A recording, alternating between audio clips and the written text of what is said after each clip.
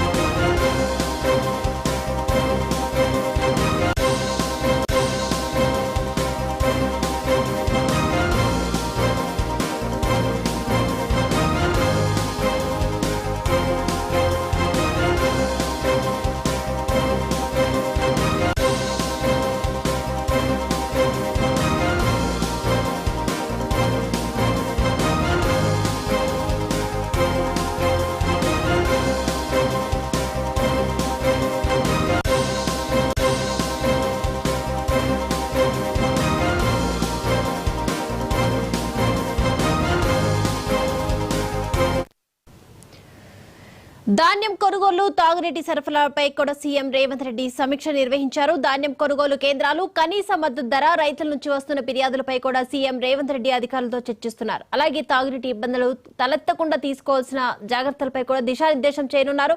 ఈ అంశానికి సంబంధించి మరిన్ని అప్డేట్స్ అందించడానికి మా ప్రతినిధి శ్రీకాంత్ లైవ్ లో సిద్ధంగా ఉన్నారు. శ్రీకాంత్,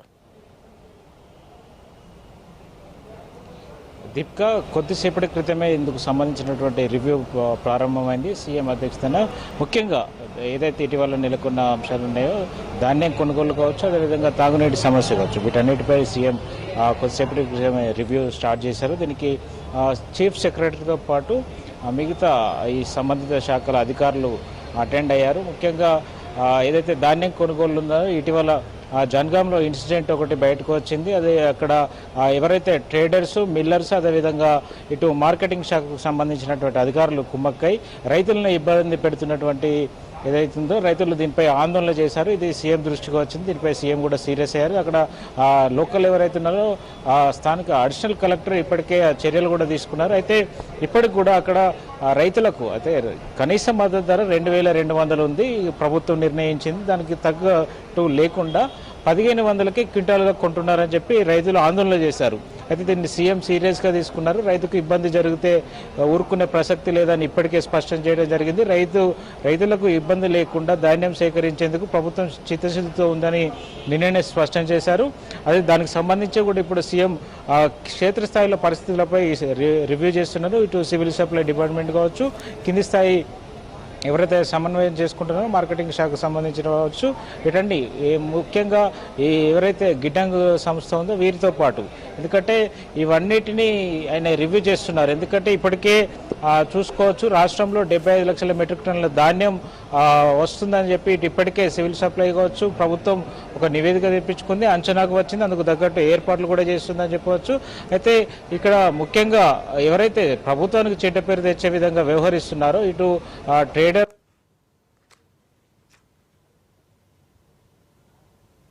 వల్ల ప్రభుత్వానికి చెడ్డ పేరు వస్తుంది. ఇటు ప్రభుత్వం మాత్రం సీఎం రేవంత్ రెడ్డి సీరియస్ గా తీసుకున్నారు. ఎందుకంటే ప్రభుత్వం అన్ని రకాల రైతులకు ప్రయోజనం చేకూర్చేందుకు అన్ని ఏర్పాట్లు చేసినప్పటికీ కొంతమంది వల్ల ప్రభుత్వం పూర్తి స్థాయిలో ఇబ్బంది పడాల్సి వస్తుంది, బదనం కావాల్సి వస్తుంది అనేది సీరియస్ గా ఉంది. ఎందుకంటే కొంతమంది చేయడం వల్ల ఖచ్చితంగా 2200 ప్రభుత్వం ఏదైతే మద్దతు ధర ప్రకటించిందో ఖచ్చితంగా దానికి ఇవ్వాల్సిందే. కానీ తాలు పేరిట ఇక్కడ కడతా పేరు మీద తరుగు తీస్తూ రైతులకు 1500 క్వింటాలుగా కొంటున్నటువంటి పరిస్థితి. దాదాపు 700 రైతు నష్టపోతున్నాడు. ఈ కోణంలోనే ఆలోచన చేస్తున్నారు, రైతు కోణంలోనే ఆలోచిస్తున్నారు. అదేవిధంగా బోనస్, పంట బోనస్ కూడా 500 ప్రకటిస్తామని చెప్పి కాంగ్రెస్ పార్టీ ఎన్నికల మేనిఫెస్టోలో చెప్పింది. దానిపై కూడా చర్చ జరిగే అవకాశం కనిపిస్తుంది. ఎందుకంటే మొదలు కనీస మద్దతు ధర ఏదైతుందో 2200కు ధాన్యం కొనాలి అనేది ఇది టార్గెట్గా పెట్టుకున్నారు. దీనిపై ఒక దిశానిర్దేశం చేయనున్నారు. ధాన్యం సేకరణ కోసం ఇప్పటికీ తెలంగాణ వ్యాప్తంగా దాదాపు 7000 సెంటర్లు పైగా ఏర్పాటు చేయడం జరిగింది. వాటి ద్వారా ఇప్పటికే 2 లక్షల పైచలకు మెట్రిక్ టన్నుల ధాన్యం కూడా సేకరించినట్టుగా మనకు అధికార వర్గాలు చెప్తున్నారు. అయితే కొద్దిసేపట్లో దీనిపై పూర్తి డీటెయిల్స్ మనకు వచ్చే అవకాశం ఉంది. అయితే ఈ ధాన్యం సేకరణలో మాత్రం పూర్తి అప్రమత్తంగా ఉందని చెప్పవచ్చు ప్రభుత్వం. సీఎం రేవంత్ రెడ్డి దీనిపై సీరియస్గా ఉన్నారు. కొంతమంది కొన్ని చోట్ల ప్రభుత్వాన్ని బదనాం చేసే విధంగా వ్యవహరిస్తున్నారనే దాని మీద మాత్రం సీరియస్గా ఉన్నారు. రైతులు ఆందోళన చేసిన విషయం మాత్రం సీఎం దృష్టికి వచ్చింది. సీఎం సీరియస్గా ఉన్నారు. అందుకోసమే ఈరోజు ప్రత్యేకంగా రివ్యూ ఏర్పాటు చేసుకున్నారు. రైతులకు ఎక్కడ ఇబ్బంది జరిగినా కానీ ప్రభుత్వం ఊరుకునే ప్రసక్తి లేదు. ఖచ్చితంగా రైతు చివరి గింజ వరకు కొంటుంది ప్రభుత్వం. కొనుగోలు కేంద్రాలు గతంలో ఉన్నలాగా ప్రతి గ్రామంలో కొనుగోలు కేంద్రాలు ఏర్పాటు చేస్తారు. ఎందుకంటే గ్రామ స్థాయిలో ఐకేపీ కేంద్రాలు ఏర్పాటు చేస్తారు. మా జిల్లా కేంద్రాలు కావచ్చు, మండల కేంద్రాలు కావచ్చు, మార్కెటింగ్ శాఖకు సంబంధించినటువంటి కొనుగోలు కేంద్రాలు ఉంటాయి. ఇటు మిల్లర్లు నుంచి అటు ధాన్యం సేకరిస్తుంటారు. తర్వాత అల్టిమేట్గా సివిల్ సప్లైకి వస్తుంది. అదే అక్కడి నుంచి ఎఫ్సిఐ కొనుగోలు చేస్తుంది. ఫుడ్ సెక్యూరిటీ ఇండియా, వీళ్ళు ఫుడ్ కార్పొరేషన్ ఆఫ్ ఇండియా వీళ్ళు కొనుగోలు చేస్తారు కాబట్టి దానికి ఇది చేయాల్సి ఉంటుంది. అయితే మెయిన్గా ఈ మిల్లర్ల దగ్గర ఇబ్బంది వస్తుంది. మిల్లర్ల నుంచి ట్రేడర్ల దగ్గర ఇబ్బంది వస్తుందనేది చెప్పి ఇటు అధికారులు చెప్తున్నారు. ఇటు రైతులు కూడా ఆందోళన వ్యక్తం చేస్తున్నటువంటి పరిస్థితి గురించి దీన్ని సమన్వయం చేసేందుకు ఇటు ప్రభుత్వం ప్రయత్నం చేస్తుంది. ఎందుకంటే ముఖ్యంగా ఎఫ్సిఐ కొనుగోలు చేసేందుకు కొన్ని కండిషన్స్ పెడుతూ వస్తున్నది. ఇటీవల ఆ గోడౌన్స్ విషయంలో కూడా ఇబ్బందులు నెలకొన్నటువంటి పరిస్థితి వస్తుంది. ఎందుకంటే ధాన్యం సేకరించిన తర్వాత నిల్వ చేసుకోవాలంటే దానికి తగ్గట్టు రాష్ట్ర ప్రభుత్వం గోడౌన్లు ఉన్నాయా లేదా అని చూసుకోవాలి. అదేవిధంగా ఎఫ్సిఐ కొనుగోలు చేస్తే ఎఫ్సిఐకి తగినంత గోడౌన్స్ లేవు. అయితే 75 లక్షల మెట్రిక్ టన్నులు అంటే దాని మిల్లర్లు ఇటు ఎండాకాలంలో వేసవి కాలంలో తెలంగాణలో వచ్చే పంటలు బాయిల్ చేసిన తర్వాత మిల్లింగ్ చేస్తారు.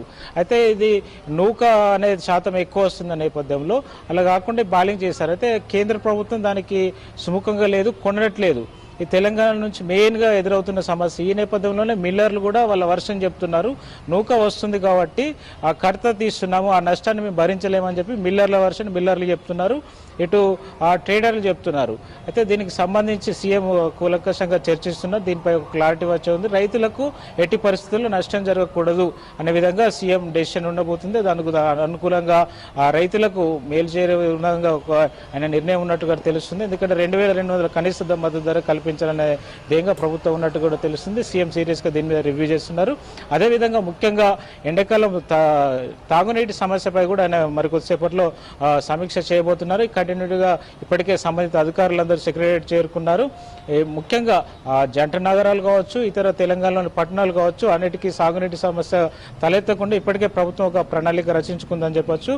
డిస్ట్రిక్ట్ వైజ్ ఇప్పటికే కన్సర్న్ ఆఫీసర్స్ నియమించుకున్నారు. ఎక్కడ తాగునీటి ఎదురు లేకుండా అన్ని సమయాల్లో తాగునీటికి ఇబ్బంది లేకుండా ప్రణాళిక ప్రకారం నీటిని విడుదల చేయాలి, ఎక్కడ కూడా ఇబ్బందులు రావద్దని చెప్పి ఆ ప్రణాళిక ప్రకారం వెళ్తున్నారు. అయితే ఇప్పటికే సిఎస్ చీఫ్ సెక్రటరీ శాంతి కుమార్కి కూడా ఆదేశించారు. ఇప్పటికే ఆమె అన్ని శాఖల అధికారులతోటి గత 2 రోజుల క్రితమే కూడా ఆమె రివ్యూ నిర్వహించారు. ప్రాజెక్టులలో నీరు ఎంత ఉంది, రిజర్వాయర్లలో నీటి స్టోరేజ్ ఎట్లా ఉంది, నగరానికి ముఖ్యంగా జంట నగరాలకు సంబంధించి ఇక్కడ తెలంగాణ వ్యాప్తంగా ఉన్న జనాభా కంటే ఇక్కడ ప్రధానంగా అన్ని వర్గాల నుంచి వచ్చిన ప్రజలు కావచ్చు, ఇక్కడ మెయిన్ పబ్లిక్ ఎక్కువ కాబట్టి జంట నగరాలకు సంబంధించిన వాటర్ సప్లై మీద ప్రధానంగా దృష్టి పెట్టారు.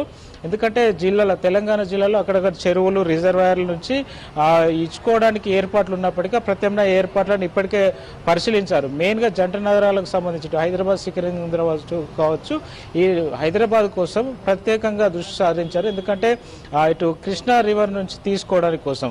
ఎందుకంటే వాటర్ అలిగేషన్, తాగునీటి అలిగేషన్లో తెలంగాణకు 30 టీఎంసీలు కేటాయించడం జరిగింది, ఏపీకి 40 టీఎంసీలు. అయితే కేఆర్ఎంబీ కూడా దీనిపై ఈరోజు రివ్యూ చేసింది. ఆ విషయాలు కూడా తెప్పించుకోవడం జరిగింది. అయితే ఎన్ని టీఎంసీలు తీసుకుంటారనేది కూడా తెలియాల్సి ఉంది. అయితే ముఖ్యంగా తాగునీటి అవసరాలు ఖచ్చితంగా ఇటు నీటిని విడుదల చేయనున్నారు.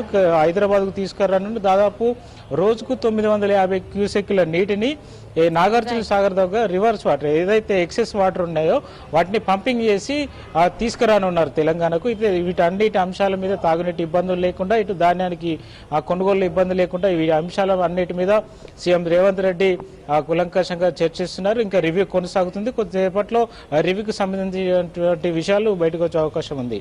Right, thank you Srikanth.